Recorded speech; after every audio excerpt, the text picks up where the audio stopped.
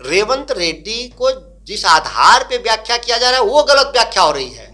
नहीं, उन्होंने ऐसा कुछ नहीं कहा। डीएनए, बिहारी डीएनए पे सवाल उठाया, ये कहा किसी जाति का डीएनए उन्होंने नहीं कहा।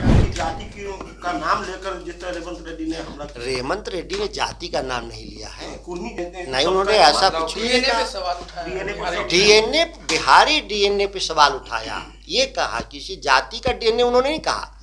उन्होंने बिहार के डीएनए पर सवाल खड़ा किया कि जो प्रवासी लोग हैं, जो दूसरे राज्यों से आए हैं, उनके मुकाबले हम स्थानीय हैं, हम मूल निवासी हैं, हम बेहतर हैं। यह बात तो लंबे समय से देश में चल रहा है। बिहार के लोगों के साथ अपमानजनक व्यवहार, भारतीय जनता पार्टी की सरकार मुंबई में थी तो वहाँ अपमानजनक बिहारियों के साथ हुआ, बिहारियों के साथ गुजरात में मारपीट हुआ, बिहारियों के साथ गुवाहाटी में मारपीट हुआ, आसाम में बिहारियों के साथ दिल्ली में मारपीट हुआ जहाँ भाजपा की सरकारें हैं। भाजपा की सरकारें जो आज जो सवाल उठा रहे हैं भारतीय जनता पार्टी, यह तो प्रवासियों को अपमानजनक तरीके से मारपीट हमेशा इनकी सरकार रहते हुए हुआ। यहाँ तो एक शब्द का इस्तेमाल उन्होंने कहा था कि हम मूल निवासी बेहतर तेलंगाना को समझ पाएंगे बनिस्बत अप्रवासी लोगों के आए हुए। अब उनका केसीआर पे आरोप है कि अप्रवासी बिहारी हैं। यह बात तो बिहार के लोग भी नहीं जानते हैं, और ये बात तो जिस राज्य का वो मुख्यमंत्री लंबे समय रहे उनको अप्रवासी कैसे कहा जा सकता? यानी रेवंत रेड्डी ने कोई गलत नहीं कहा। रेवंत रेड्डी को जिस आधार पे व्याख्या किया जा रहा है वो गलत व्याख्या हो रही है।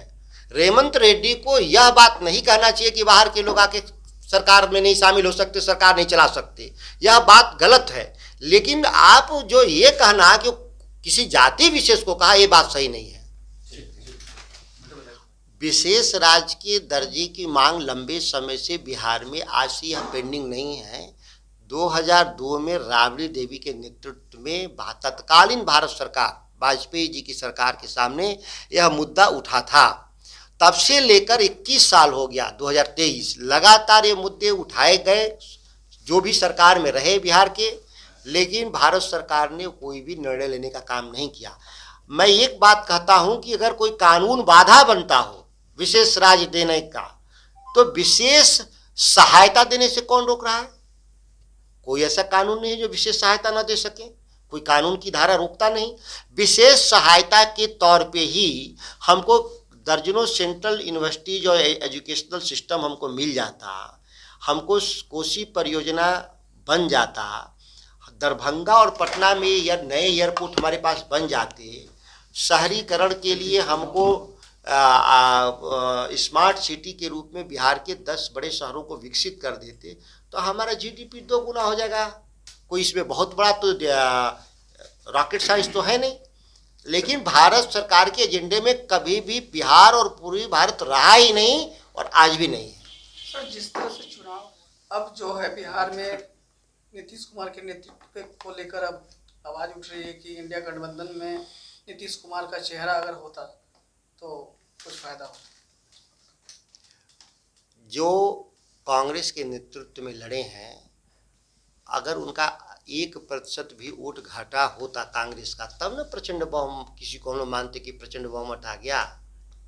कांग्रेस का तो वोट घटा नहीं, उनके विरोधियों के वोट को एकजुट बीजेपी ने कर लिया। वैसे ही कर्नाटक में भी बीजेपी के खिलाफ जो वोट थे विरोधियों के, कांग्रेस ने एकजुट करके हरा दिया। तो मैथमेटिकल कैलकुलेशन है। मैं उसको तब ना हार जीत में मानूं जब लोगों का जनमत बदल जाए। जनमत तो बदला नहीं, मैथमेटिकल कैलकुलेशन में कोई जीत गया, सत्ता में आ गया, तो इसको मैं बदलाव प्रचंड शब्द नहीं इस्तेमाल करना है, सत्ता में वो चले आए।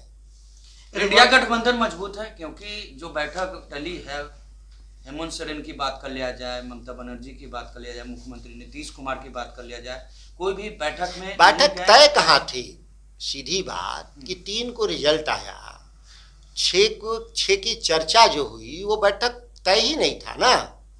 और वो बैठक एक अनऑफिशियल, एक कैजुअल डिस्कशन के लिए, फॉर्मल डिस्कशन के लिए नहीं, वो तो हुई भी 6 तारीख को ना। 6 तारीख को दिल्ली में कैजुअल बैठक हुई। उस कैजुअल बैठक में तय करना था कि हमारा अगला बैठक कब हो, फॉर्मल बैठक। तो फॉर्मल बैठक 17 से 20 के बीच में मानकर ही चला जाए, चूंकि 28 पार्टी के नेता हैं तो सबका समय का अपॉइंटमेंट है, उसको ठीक करना होता है। हम लोग एक छोटे कार्यकर्ता हैं तो भी हम लोग अगले एक हफ्ते का कार्यक्रम तय है कि कहाँ जाना है। तो हमारे जो राष्ट्रीय नेता हैं और राज्यों के नेता हैं वो सभी लोग वो 17 से 20। पैनोरमा ग्रुप, जो सोचता है वो करता है। ये लो मुंह मीठा करो, आज मैंने अपना जॉब छोड़ दिया, अब हम पूर्णिया वापस जाएंगे। जॉब छोड़ दिया है? मतलब ये घर कैसे चलेगा? हम करेंगे क्या? और माँ बाबूजी क्या बोलेंगे? इसलिए मैं एक और मिठाई का डब्बा लाया। अपने बिजनेस के लिए लोन अप्रूव हो गया।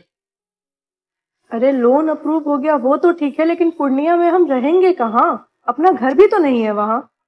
इसलिए तो एक और मिठाई का डब्बा अलग से लाया हूँ।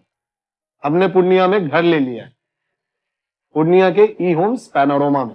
पूर्णिया में पैनोरमा ग्रुप लेकर आए हैं ई होम्स पैनोरमा। बड़ा घर, आलीशान जिंदगी और अत्याधुनिक सुविधाओं के संग। अरे अब क्यों मुंह मीठा करवा रही हो? क्योंकि हम घर वापसी जो कर रहे हैं। घर वापसी की खुशी पूर्णिया में ई होम्स पैनोरमा के संग। E homes panorama, luxurious lifestyle redefined.